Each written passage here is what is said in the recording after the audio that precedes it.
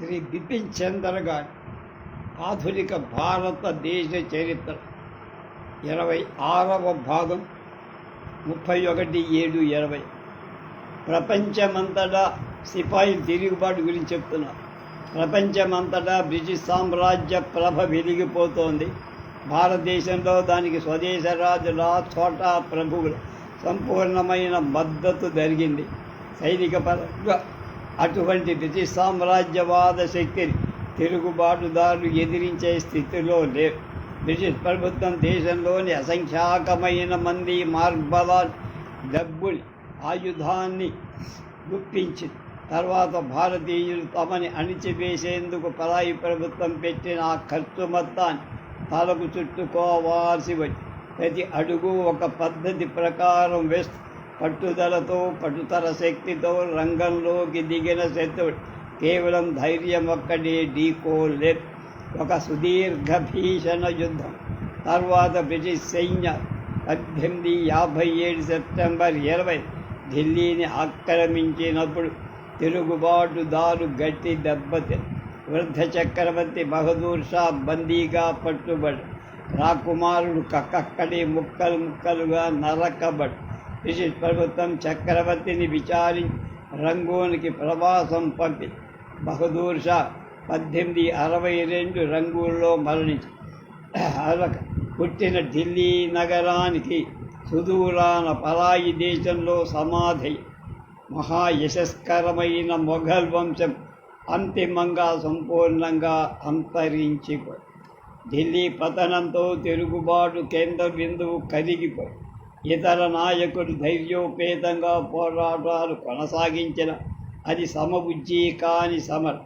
British వాళ్ళు తిరుగుబాటు నాయకులపై తమ బలాలు మోకరి John Lawrence, ఔట్రామ్, హేవలక్, Neel Campbell, Hugh Rose మొదలైన వాడు ఈ యుద్ధంలో సైనిక పరంగా గొప్ప కీర్తి ఆర్జించి ఒకరి తర్వాత ఒకరుగా తిరుగుబాటు నాయకులంతా నేల కరిచారు. నానాసాహెబ్ కాన్పూర్ యుద్ధంలో ఓడిపోయి చివరి వరకు లొంగిపోవటానికి నిరాకరించి 1859లో నేపాల్ పాలి. ఆ తర్వాత అతని పేరే వినిపించలా.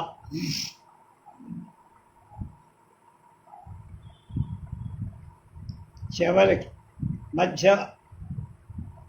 కాంతియా తోపే మధ్య భారత అరణ్యాల్లోకి తప్పించుకుపోయి 1859 ఏప్రిల్ దాకా అద్భుతంగా గిరిల్లా యుద్ధం నడిపి చివరికి ఒక జమీందారు మిత్రుడు చేసిన ద్రోహంతో నిద్రిస్తూ ఉండగా పట్టుగా 1859 ఏప్రిల్ 15న బ్రిటిష్ ప్రభుత్వం కాంతియా తోపీ మీద హడావిడిగా విచారణ చేసి మరణశిక్ష విధించారు.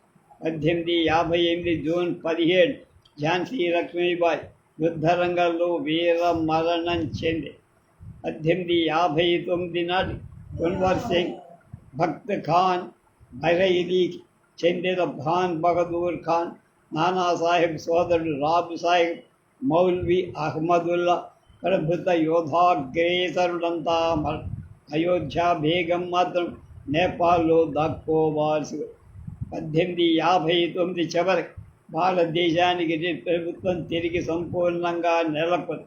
కానీ తిరుగుబాటు వృధా కాలం. అది మన చరిత్రలో ఒక మహోజ్వల ఘట్టం, ఒక మైలురాయి.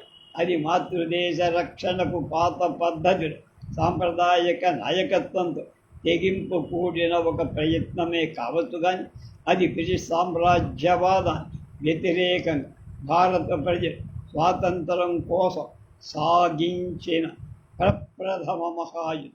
అది నూతన జాతీయోద్యమ ఆవిర్భావాన్ని బాటలు పరిచి 1857 నాటి ఆ విరోచిత దేశభక్తి ప్రపూరిత పోరాటం భారత ప్రజల మనస్సులలో చెరగని ముద్ర వేసి ఆ తర్వాత కొనసాగిన సమర వీరులు దేశంలో ఇంటింటా స్మరించారు.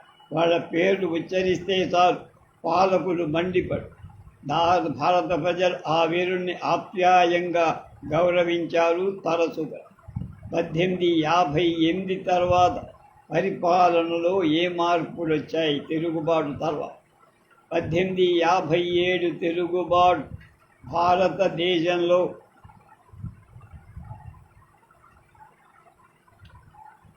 బ్రిటిష్ పాలన భయంకరంగా కుదిపేసి పాలనా వ్యవస్థని పునర్వ్యవస్థీకరణం తప్పదనిపించింది. వాస్తవానికి తిరుగుబాటు తరువాత సంవత్సరాలు భారతీయ సమాజం, భారత ప్రభుత్వం, భారత ఆర్థిక వ్యవస్థ గణనీయమైన మార్పులు పొందాయి. ప్రభుత్వ నిర్వహణ 1858 పార్లమెంటు చట్టం పరిపాలనాధికారాన్ని తూర్పు ఇండియా కంపెనీ చేతుల్లోంచి లాగేసింది, బ్రిటిష్ చక్రవర్తికి అప్పగించింది. లోగడ కంపెనీ డైరెక్టర్లు, కంట్రోల్ బోర్డు భారత పరిపాలన వ్యవహారం పెత్తనం చేసేది.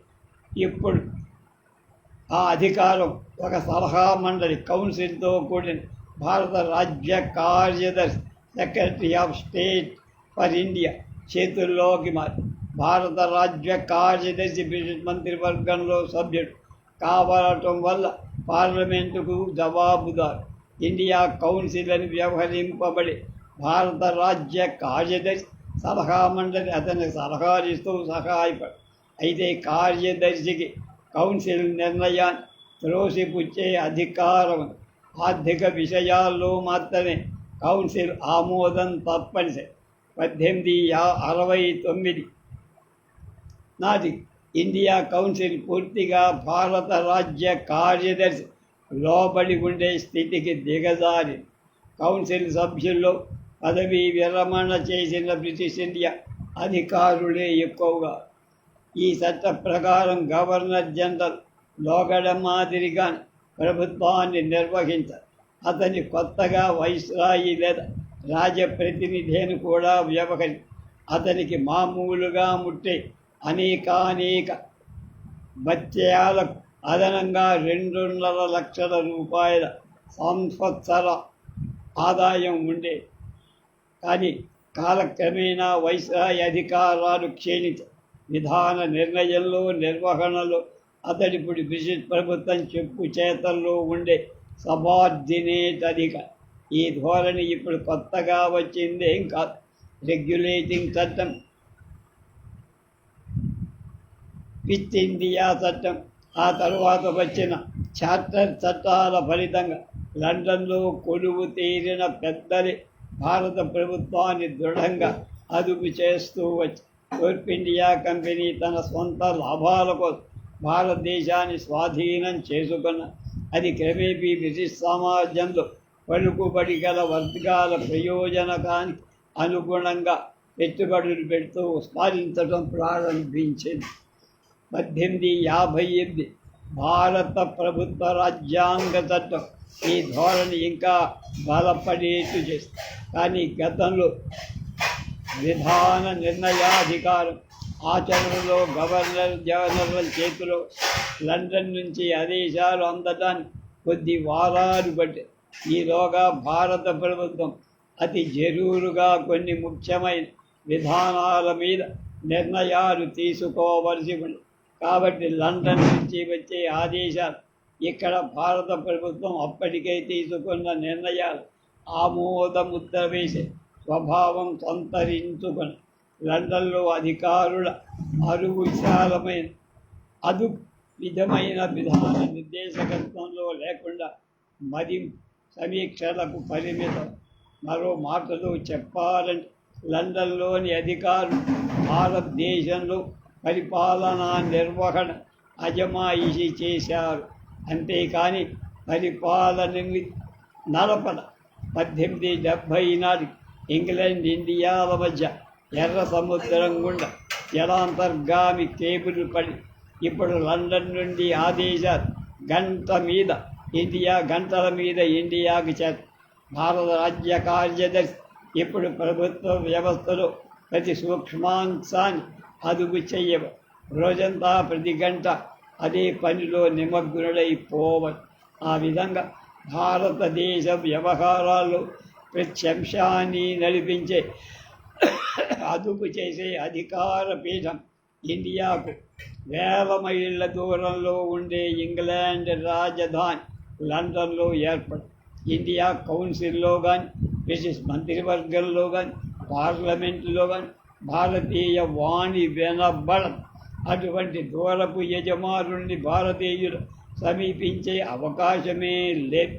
ఆ పరిస్థితిలో ప్రభుత్వ విధానాలపై లోగడ కన్నా కూడా భారత ప్రజాభిప్రాయాన్ని లేకుండా, ప్రభావం లేకుండా మరొక చెంప భారత ప్రభుత్వం మీద బ్రిటిష్ పారిశ్రామిక యాజమానులు, వ్యాపార బ్యాంకర్ తమ పలుకుబడిని విశేషంగా పెంచుక. ఇందువల్ల భారత ప్రభుత్వ వ్యవస్థ 1858 ముందు రోజుల కంటే ఇప్పుడు మరింత అభివృద్ధి నిరోధకంగా తయారై ఉదారవాదం అంటూ చేసే నటన కూడా క్రమేపీ మాయమైపోయింది. భారతదేశంలో 1858 చట్టం ద్వారా గవర్నర్ జనరల్ తన బాధ్యతని సక్రమంగా నిర్వర్తించడానికి ఒక కార్యనిర్వాహక మండలి ఏర్పాటు. మండలి సభ్యులు ప్రత్యేక పాలనా శాఖలు అధిపతులుగా ఉండేవి. గవర్నర్ జనరల్కు అధికార సలహాదారులు వాళ్ళని క్యాబినెట్ మంత్రులతో సమానమైన హోదా. మొట్టమొదటి ఈ కార్యనిర్వాహక మండలి 5 సభ్యులు మాత్రమే ఉండే. 1918 నాటి వీళ్ళ సంఖ్య 6 అయింది. ఆ 6 కాక అదనంగా సైనిక శాఖకు ఆధ్వర్యం వహించే కమాండర్ ఇన్ చీఫ్ సర్వసైన్యాధిపతి ఉండనే ఉండు. ఈ మండలి అన్ని ముఖ్య వ్యవహారాన్ని చర్చించి మెజారిటీ ఓటు ద్వారా నిర్ణయాలు తీసుకో. అయినా మండలి ముఖ్య నిర్ణయాన్ని తోసిపుచ్చే అధికారం గవర్నర్ జనరల్కు ఉండే. క్రమేణా సర్వాధికారాలు గవర్నర్ జనరల్కి దఖలయ్యాయి. 1861 శాసనసభ చట్టం, ఇండియన్ కౌన్సిల్ యాక్ట్ ఆఫ్ 1861 శాసనసభ నిర్మాణం దృష్ట్యా గవర్నర్ జనరల్ కార్యనిర్వాహక మండలి సంఖ్యని పెరిగింది. దానికి సామ్రాజ్య విధాన పరిషత్ హోదా, ఇంపీరియల్ లెజిస్లేటివ్ కౌన్సిల్ ఇవ్వబడి శాసనాలను చర్చించి ఆమోదం పొందడానికి అవసరమైన గవర్నర్ జనరల్ 6 మొదలు 12 సభ్యుల వరకు నియమించుకో. వీరిలో అనధికార సభ్యుల్ని కూడా చేర్చుకో. అనధికార సభ్యులు భారతీయులైనా కాదు, బ్రిటిష్ వాళ్ళైనా కాదు. అయితే వీరి అధికార వర్గం సగం కన్నా ఎక్కువ ఉండకు. అలాగే అనధికార సభ్యులు సగం కంటా తక్కువ ఉండరు. ఈ విధాన పరిషత్ నిజమైన అధికారాలు ఏం లేవు. కాబట్టి దీన్ని ప్రాథమిక రూపంలో ఉన్న పార్లమెంట్ అని కానీ, దుర్బలమైన పార్లమెంట్ అని కానీ భావించడం పొరపాటు. అది కేవలం ఒక సలహా సంఘం. ముఖ్యమైన పరిపాలనా చర్యలన్నీ దేన్ని చర్చించే వీధి. ఆర్థిక విషయాల మీద అస్సలు నోరు తెరవకూడదు. సభ్యులు దానికి సంబంధించిన ప్రశ్నలు కూడా అడగకూడదు. మరో మాటలో విధాన పరిషత్తుకు ప్రభుత్వ కార్యనిర్వాహక శాఖపై పెత్తనం లేదు. పరిషత్తు ఆమోదించిన ముసాయిదా చట్టాలు గవర్నర్ జనరల్ ఆమోదం పొందితే తప్ప శాసన రూపం లేదు. పరిషత్తు ఆమోదించిన ముసాయిదా చట్టాలు గవర్నర్ జనరల్ ఆమోదం పొందితే తప్పలేదు. అలా ఉండగా ఈ శాసనాలు వీటినైనా లండన్లో కూర్చుండే భారత రాజ్య కార్యదర్శి నిరభ్యంతరంగా తోసయ్యచ్చు.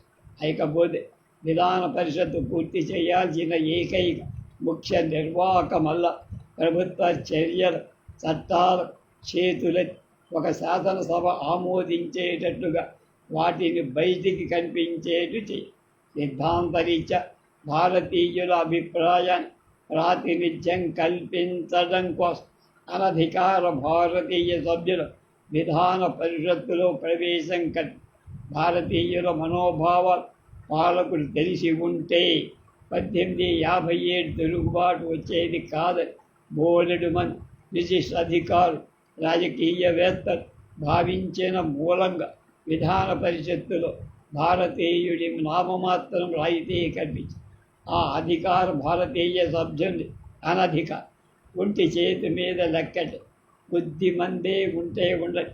ఆ కొద్ది మంది కూడా ప్రజలు ఎన్నుకున్న వాళ్ళు కాదు.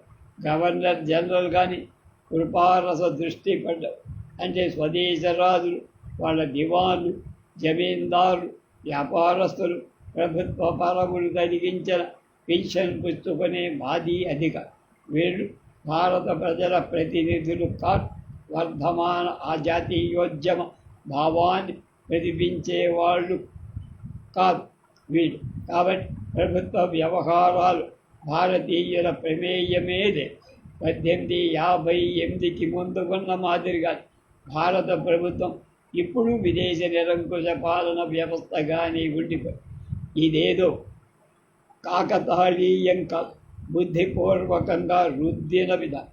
1861 శాసనసభ చట్టాన్ని ప్రవేశపెట్టి భారత రాజ్య కార్యదర్శి చార్లెస్ వుడ్ స్పష్టం చేసి, ఆధిక్యత కలిగిన ఒక జాతి వేరొక జాతి పాలిస్తున్న చోట నిరంకుశ పాలనమే అత్యంత సమాధాన పూర్వకమై ప్రభుత్వ పద్ధతి అని కొండ బద్దలు కొట్టి చెప్పారు.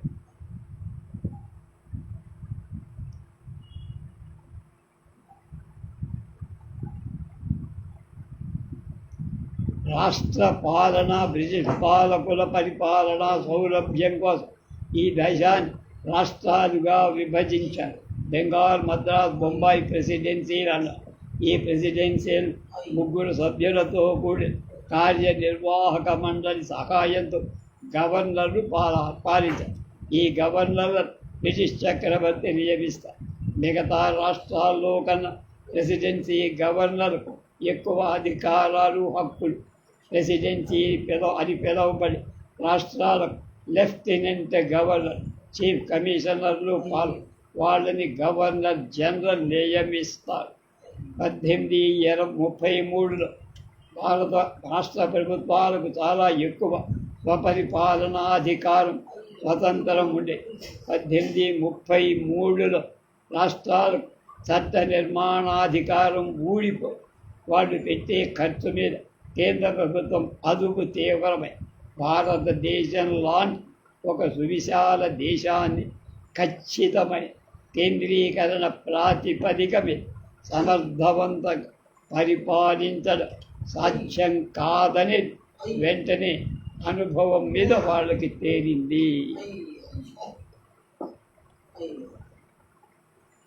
1861 భారత రాజ్యాంగ చట్టం ప్రకారం ఈ కేంద్రీకరణ బుద్ధి కొద్దిగా కేంద్ర విధాన పరిషత్ నమూనాలు బెంగాల్, మద్రాస్, బొంబాయి తర్వాత మిగిలిన రాష్ట్రాలు రాష్ట్ర విధాన పరిషత్తులు నెలకొల్పబడాలని ఆదేశం.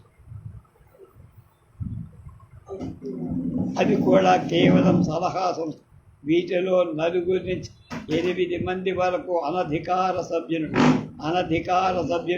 భారతీయులైనా కావచ్చు, బ్రిటిష్ వాళ్ళైనా కావచ్చు. ఈ రాష్ట్ర విధాన పరిషత్తులకు కూడా ప్రజాస్వామిక పార్లమెంటుకుండే అధికారాలు ఏవీ లేదు. మితిమీరిన కేంద్రీకృత వ్యవస్థ తాలూకు చెడు ఆర్థిక రంగంలో మరీ బాహాటంగా కలప. దేశం మొత్తంలో ఆదాయాన్నంతా కేంద్రం వసూలు చేసుకుని ఆదాయంలో కొంత భాగాన్ని రాష్ట్ర ప్రభుత్వాలకు పంపిణీ చేసి రాష్ట్ర వ్యయంలో ప్రతి చిన్న పద్దు మీద కేంద్రం కఠినమైన కంట్రోలు. ఆచరణలో ఈ పద్ధతి మహా నిరర్ధకమని అయిపోయి రాష్ట్ర ప్రభుత్వాలు సమర్థవంతంగా ఆదాయం సేకరిస్తోంది లేనిది పర్యవేక్షించడం కానీ వాటి వ్యయాన్ని సరైన అదుపులో ఉంచడం కానీ కేంద్ర ప్రభుత్వానికి వీలు కాల. ఒక చెంప కేంద్ర రాష్ట్ర ప్రభుత్వాల పరిపాలన వ్యయాలకు సంబంధించిన అతి సూక్ష్మాంశాల మీద కూడా పరస్పరం నిరంతరం కలహించుకున్నాయి. మరోవైపు రాష్ట్ర ప్రభుత్వానికి పొదుపుగా ఉండాలని ధ్యాసగే. అంచేత ప్రభుత్వ విత్తంలో డబ్బులో అంటే పబ్లిక్ ఫైనాన్స్లో కేంద్రీకరణ ప్రవేశపెట్టాలని అధికారులు నిర్ణయించారు.